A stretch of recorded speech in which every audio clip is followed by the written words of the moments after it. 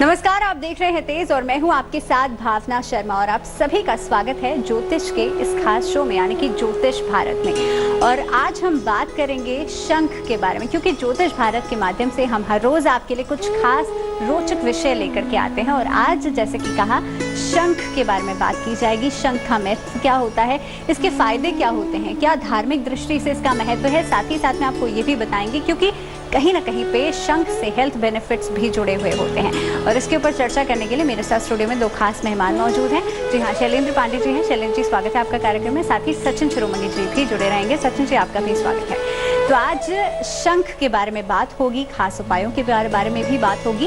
शंख का प्रयोग या शंख माना जाता है भगवान विष्णु का प्रतीक। भगवान विष्णु की पूजा के दौरान शंख का महत्व बहुत ज्यादा होता है। इसी के साथ साथ शंख जो होते हैं कई प्रकार के होते हैं और अमूमन तौर पर मुख्य तौर से कौन से शंख जो होते हैं पूजा में प्रयोग में लाए जाते हैं उसके बारे में भी बात होगी। लेकिन सबसे पहले बात कर लेते हैं, शैलेंद्र जी से जान लेते हैं कि क्या है शंख का धार्मिक महत्व। जैसा कि भावना जी ने कहा कि शंख का साइंटिफिक इफेक्ट भी है, वैज्ञानिक प्रभाव भी है। ये आपके शरीर और आपके मन को प्रभावित करता है, इसलिए उसके पीछे का एक साइंस है जिस पर हम आगे चर्चा करेंगे। लेकिन अगर धर्मगत दृष्टिकोण से देखें, धर्म के मामले से देखें, तो सबसे पहले ये जानिए कि शंख मुख्य रूप से एक समुद्री जीव का खोल है, ढांचा है। पौराणिक रूप से ऐसा माना जाता है कि शंख की उत्पत्ति समुद्र से हुई है।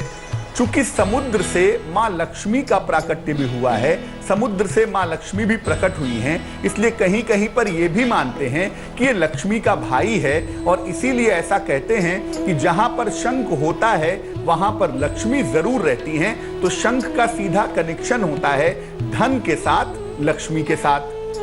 अगर हम भारतीय परंपरा की बात करें, खासतौर से हिंदू परंपरा की बात करें, तो मंगल कार्यों के अवसर पर, शुभ कार्यों के अवसर पर और धार्मिक उत्सवों में इसे बजाना शुभ होता है।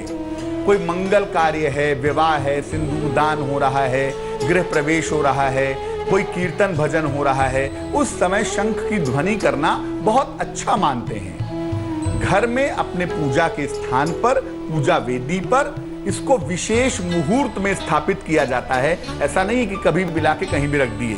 अपने घर के पूजा स्थान पर विशेष मुहूर्त में शंख की स्थापना की जाती है। शंख को दीपावली, होली, महाशिवरात्रि, नवरात्रि, रवि पुष्य नक्षत्र, गुरु पुष्य नक्षत्र या कोई शुभ मुहूर्त है तो उसमें स्थापित किया जाना चाहिए। यानी शंख जब भी आप ले आएं तो उसको सही मुहूर्त में अपने पूजा स्थान पर रखें और सही मुहूर्त से ही उसको बजाने की शुरुआत करें तो आपके लिए फायदेमंद होगा। जैसे अभी की बात करें तो अभी चैत्र शुक्ल की पूर्णिमा आने वाली है, हनुमान जयंती आने वाली है। एक बड़ा सुंदर मौका है जब आप शंख ला करके अपने पूजा स्थान पर स्थापित कर सकते हैं। जी, और ये बहुत ज़्यादा ज़रूरी है जानना कि शंख को जब आप अपने घर में ले करके आते हैं तो मुहूर्त आपको पता होना चाहिए, कौन सा समय आपको पता होना चाहिए कि जिस समय पर आप शंख जो है पूजा स्थल पर स्थापित कर सकते हैं। इसके अलावा माँ लक्ष्मी की पूजा के दौरान, भगवान विष्णु की पूजा के दौरान इस शंख का प्रयोग जो है वो बहुत खास माना जाता है। ऐसा कहा जाता है जहाँ पर, जैसे कि पंडित जी ने भी कहा, जहाँ शंख होता है वहाँ लक्ष्मी जी का वास होता है। लेकिन ये तो बात हो गई धार्मिक दृष्टिकोण से, और ज्योतिष भारत में हम हमेशा धार्मिक दृष्टिकोण भी जोड़ते हैं, साथ ही साथ में वैज्ञानिक पहलू भी आपको बताते हैं ताकि आपके लिए दोनों तरफ की चीजें क्लियर हो जाएं। तो सचिन जी हमारे साथ जुड़े हुए हैं। सचिन जी, आपसे जानना चाहूंगी, वैज्ञानिक रूप से अगर देखा जाए तो शंख का महत्व क्या है? बिल्कुल, देखिए धार्मिक दृष्टिकोण से आप सभी लोग जान चुके हैं कि शंख इतना जरूरी क्यों है, धन से क्या इसका संबंध है, लक्ष्मी का सहोदर यानी कि छोटा भाई इसे कहा जाता है। लेकिन वैज्ञानिक दृष्टि के अनुसार शंख की जो ध्वनि होती है, जो उसकी साउंड होती है, वो जहां तक जाती है बहुत ज्यादा इफेक्ट डालती है, वो बहुत ज्यादा महत्वपूर्ण होती है। वैज्ञानिकों के अनुसार शंख ध्वनि से वातावरण का परिष्कार होता है, यानी कि वो वातावरण जहां तक उसकी ध्वनि पहुंच रही है वहां तक के सारे कीटाणु नष्ट हो जाते हैं जी। इसकी ध्वनि के प्रसार क्षेत्र तक जितने भी कीटाणु हैं या जो आपको लगता है कि यह नकारात्मक ऊर्जा है, वो इसकी ध्वनि से बिल्कुल हट जाती है या फिर वहां से बिल्कुल नष्ट हो जाती है। शंख में थोड़ा सा चूने का पानी भरकर पीने से कैल्शियम की स्थिति आपकी अच्छी होती है। कैल्शियम अच्छा होगा तो आपकी शरीर की हड्डियां अच्छी रहेंगी, आपकी सोच विचार की क्षमता अच्छी होगी, और शंख बजाने से आपके जो फेफड़े हैं ना, जो लंग्स हैं, वो बहुत अच्छे से कार्य करना शुरू कर देते हैं। यानी आपको कुछ इस तरीके की बीमारी है कि आपके फेफड़े अच्छे से काम नहीं कर रहे, तो आप धीरे धीरे, एकदम से तेज नहीं, धीरे धीरे आप शंख बजाने का आप प्रयास करिएगा। क्योंकि एकदम आप शंख ले आए तो एकदम से आप शंख उच्च ध्वनि में, तेज आवाज में नहीं बजा पाएंगे। इसके लिए आपको प्रयास की जरूरत होगी। इसके प्रयोग से वाणी दोष समाप्त हो जाते हैं। ऐसा भी कहा जाता है, शंख में जल भरकर आप रख देते हैं घर के मंदिर में, तो उस जल को अपने घर पर, अपने व्यापारिक स्थल पर यदि आप छिड़काव करते हैं तो लक्ष्मी का आगमन होता है। क्योंकि यही हमने आपको बताया, इस मंच के माध्यम से बताया कि लक्ष्मी का और शंख का बहुत गहरा नाता है। बिल्कुल, जैसा कि भावना जी शुरू में ही सचिन भाई कह रही थी कि शंख अलग अलग तरीके के होते हैं। हाँ जी, शंख एक तरीके का नहीं होता कि आप ये समझिए कि यूनिवर्सली शंख एक ही होता है। हाँ। और इसी से काम चल जाए। कई रंग के, हाँ बिल्कुल, कई आकार के, कई स्थितियों के, कई अलग अलग तरह के खुलने वाले शंख होते हैं। और यकीन मानिए, हर शंख का अपना एक अलग महत्व है जी। कुछ शंख बजते हैं, कुछ नहीं बजते हैं। तो भावना जी से अब ये जान लेते हैं, भावना जी इसको समझा पाएंगी कि शंख जो अलग अलग तरीके के होते हैं वो होते कैसे हैं, और उनकी अलग अलग तरीके की महिमा क्या है, फायदे क्या है। बिल्कुल, जैसे कि शैलेंद्र जी ने कहा कि शंख जो होते हैं, अलग अलग तरह के जो शंख हैं उनका अलग अलग महत्व है। यानी कि ऐसा नहीं है कि जैसे एक शंख को आपने कहा विष्णु शंख, तो सारे शंख विष्णु शंख होंगे। हर शंख का अपना अलग नाम होता है, हर शंख का अपना एक अलग इंपॉर्टेंस होता है। तो शंख जैसे कि कहा कई प्रकार के होते हैं, और सभी प्रकारों की विशेषता और पूजन विधि भी, पूजन पद्धति भी अलग अलग ही होती है। यानी कि शंख का पूजन भी आपको अलग अलग तरीके से ही किया जाता है।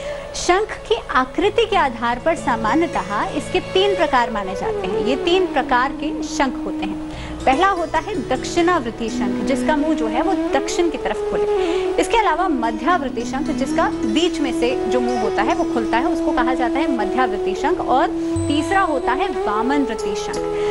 भगवान विष्णु का शंख जो होता है उसे दक्षिणावृत्ति शंख कहा जाता है, और लक्ष्मी जी का शंख जो होता है उसे वामावृत्ति शंख कहा जाता है। वामावृत्ति शंख अगर घर में स्थापित हो तो धन का बिल्कुल भी अभाव नहीं रहता, धन की बिल्कुल भी कमी नहीं रहती। इसके अलावा महालक्ष्मी शंख, मोती शंख और गणेश शंख भी पाए जाते हैं।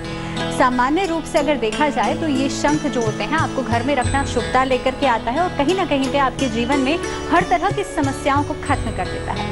इसी के साथ साथ किस तरह से प्रयोग में लाना चाहिए, किस तरह से पूजा करनी चाहिए, ये जानना भी जरूरी है। क्योंकि आपने शंख ले आए और स्थापित कर लिया अपने पूजा स्थान में, जैसे कि जो मुहूर्त आपको शैलेंद्र जी ने बताए थे, मान लीजिए उस मुहूर्त में स्थापित कर लिया, लेकिन पूजा कैसे की जाए, जैसे कि आपको बता रहे हैं कि हर शंख का पूजन विधि भी अलग अलग है। तो शैलेंद्र जी, अब आप दर्शकों को ये समझा दीजिए कि कौन से शंख की, या सामान्य रूप से अगर देखा जाए तो कैसे करें हम शंख की पूजा। बिल्कुल, जैसा कि भावना जी ने बताया कि अलग अलग तरीके के शंख होते हैं। भगवान विष्णु का दक्षिणावर्ती शंख है और माँ लक्ष्मी का वामावर्ती शंख है। लेकिन बहुत सारे शंख ऐसे भी होते हैं जो बजते नहीं हैं, जैसे उसमें जल भर करके, जैसा कि सचिन जी ने बताया कि उसका घर में छिड़काव किया जाता है। और हो सकता है कि शंख ऐसा हो जो बजता भी हो और जिससे जल का छिड़काव भी किया जा सके।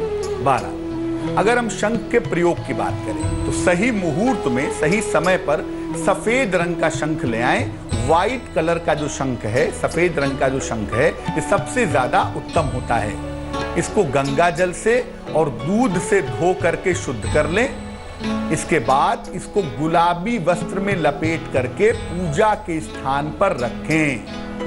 सुबह और शाम पूजा के बाद 3-3 बार शंख बजाएं। लेकिन जैसा कि हम चर्चा कर रहे थे कि शंख एक बार में ही बजाने के आप एक्सपर्ट नहीं होंगे, टाइम लगेगा। धीरे धीरे अभ्यास करिए, अभ्यास के बाद शंख बजने लगेगा। तो सुबह पूजा के उपरांत 3 बार और शाम को पूजा के उपरांत 3 बार इसको बजाना चाहिए। और बजाने के बाद शंख को धो करके पुनः गुलाबी कपड़े में लपेट करके अपने पूजा स्थान पर रख देना चाहिए। जी, तो ज़रूरी है पूजा विधि भी जानना, क्योंकि जब तक आपको पूजा विधि सही तरीके से नहीं पता होगी तब तक आप उसका इस्तेमाल कैसे करेंगे। चलिए अब बात कर लेते हैं आज के दिन की वास्तु टिप की, क्योंकि घर में जब तक वास्तु सही अनुसार न हो, हर चीज़ वास्तु के अनुसार न हो, तब तक जीवन जो है वो अस्त व्यस्त रहता है। तो वास्तु टिप आज जान लेते हैं सचिन जी से। बिल्कुल, देखिए बंधुओं, आपको बता दूं कि घर में यदि हमारे पंच तत्वों का सही समावेश नहीं है तो कहीं ना कहीं वास्तु आपका अस्त व्यस्त हो जाता है, वास्तु दोष उत्पन्न होता है, जिससे घर में सभी लोग बीमार रहने लगते हैं, या फिर खास तौर पर देखा जाता है कि धन की कमी हो जाती है। इस धन की कमी को अपने वास्तु दोष को दूर करके आप पूरा कर सकते हैं। हमेशा अपने घर की उत्तर दिशा में कांच के पात्र में या कांच के किसी बाउल में, किसी बर्तन में आप जल भर कर रखें। ऐसा करने से आपके घर में धन की स्थितियां अच्छी होंगी, और साथ ही साथ रुका हुआ धन भी आपको कैसे मिलेगा ये भी बताएंगे।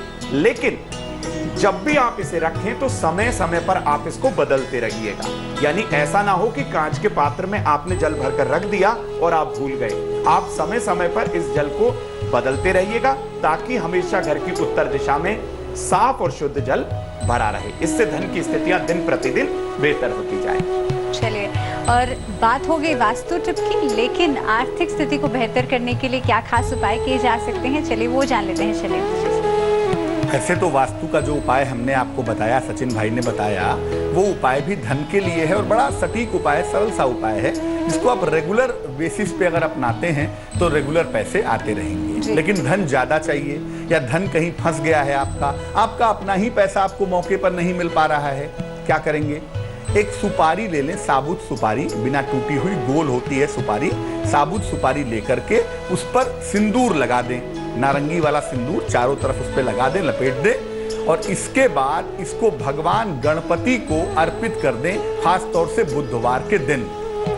और अर्पित करने के बाद भगवान गणपति गजानन से प्रार्थना करें, आपका जो रुका हुआ पैसा है, आपका जो फंसा हुआ पैसा है, वो आपको आसानी से प्राप्त हो जाएगा। बिल्कुल, तो आर्थिक स्थिति भी बेहतर हो गई, लेकिन जीवन में अगर आप चाहते हैं स्टेबिलिटी तो महामंत्र जानना बहुत ज़्यादा ज़रूरी है, क्योंकि देखिए मंत्रों के उच्चारण से कहीं ना कहीं पे जीवन में स्टेबिलिटी तो आती ही है, साथ ही साथ में आपके लिए ऑरा क्लिंजिंग भी होता है। तो सचिन जी, आज के दिन का महामंत्र क्या रहेगा और समय क्या रहेगा? बिल्कुल, देखिए आज के महामंत्र को भी आप नोट कर लें, क्योंकि ऐसा ना हो कि कहीं आपका कोई कार्य फंस गया, कोई कार्य आपका रुक गया, तो यही मंत्र आपके रुके हुए कार्य को बना देगा। चाहे वो आपकी नौकरी का काम हो, चाहे फिर वो आपके व्यापार का, या फिर आपकी हेल्थ की कोई भी समस्या हो। एक लाल आसन पर बैठकर, हो सके तो या तो सुबह के समय या फिर संध्या प्रदोष काल के समय आप इस मंत्र का जाप करें। जाप करने से पहले मिट्टी के दिए में गाय का घी भरें और कलावे की एक बाती लगाएं। भगवान मंगल मूर्ति के सामने यह दिया प्रज्वलित कर दें, और लाल चंदन या रुद्राक्ष की माला से आपको मंगल मूर्ति के इस महामंत्र का जाप करना है। जाप कौन सा है, मंत्र कौन सा है, आप वो जान लीजिए। वक्रतुंडाय हुम, वक्रतुंडाय हुम, इस मंत्र को आप नोट करें, और इस मंत्र को आप एक कागज पर लिखकर अपनी पॉकेट में भी रख सकते हैं। भगवान गणपति की कृपा होगी, आपके रुके हुए कार्य बनेंगे और हर कार्य के अंदर आप प्रगति करते जाएंगे। तो ये बहुत महत्वपूर्ण मंत्र होता है जो हम हर दिन आपको बताने का प्रयास करते हैं। चलिए, तो सचिन जी, जैसे आपने कहा कि इस मंत्र को लिख करके अपनी पॉकेट में भी रखा जा सकता है, क्योंकि मंत्र का जो एक एनर्जी होती है वो कहीं ना कहीं पे अगर आप उसका उच्चारण नहीं भी कर रहे हैं तो मंत्र की एनर्जी तो आपके साथ रहती है, तो उसका प्रभाव जाहिर तौर पर आपके ऊपर जरूर पड़ेगा। चलिए, इसी के साथ क्योंकि हम बात कर रहे थे आज शंख की, तो समय का अभाव है, लेकिन जाते जाते शैलेंद्र जी से मेरा एक सवाल रहेगा। शैलेंद्र जी, अमूमन तौर पर देखा जाता है कि दक्षिणावर्ती शंख जो होता है वो आम तौर पर इस्तेमाल में लाया जाता है, भगवान विष्णु का शंख है, लेकिन भगवान विष्णु की पूजा अगर करनी हो तो उस दौरान दक्षिणावर्ती शंख का महत्व कितना ज्यादा है और किस तरह से पूजा की जानी चाहिए? देखिए, एक बड़ा मौलिक अंतर आपको शंख के बारे में बता दूं कि शंख नारायण की पूजा में, भगवान विष्णु की पूजा में, या उनके अवतारों की पूजा में शंख का प्रयोग बेहद जरूरी है। अगर आप उनको स्नान कराना चाहते हैं तो शंख में जल भर करके या पंचामृत भर करके भगवान कृष्ण का, भगवान विष्णु का, भगवान राम का अभिषेक भी होता है। और जब पंडित जी भोग भी लगाया जाता है, उस समय पर भी हम शंख में ही जल भर करके इस तरह से घुमाते हैं, उसी को कहा जाता है कि भोग हमारा सही तरीके से भगवान तक पहुंच गया है। और भगवान शिव की पूजा में शंख का प्रयोग बिल्कुल भी नहीं होता है। इस बात का ध्यान जरूर रखिएगा। चलिए, तो शंख का प्रयोग करना कहीं ना कहीं पे हर कोई जानता है, लेकिन सावधानियां भी आपके लिए जानना जरूरी है, विधि भी जानना जरूरी है। तो आप दोनों का बहुत बहुत शुक्रिया इतनी खास जानकारी के लिए। तो आज के लिए ज्योतिष भारत में फिलहाल इतना ही। मुझे दीजिए इजाजत, लेकिन जुड़े रहिए आप लोग तेज के साथ। लेटेस्ट खबरों के लिए यूं ही देखते रहिए तेज, और इस वीडियो के पसंद आने पर लाइक, शेयर एंड सब्सक्राइब करना ना भूलें।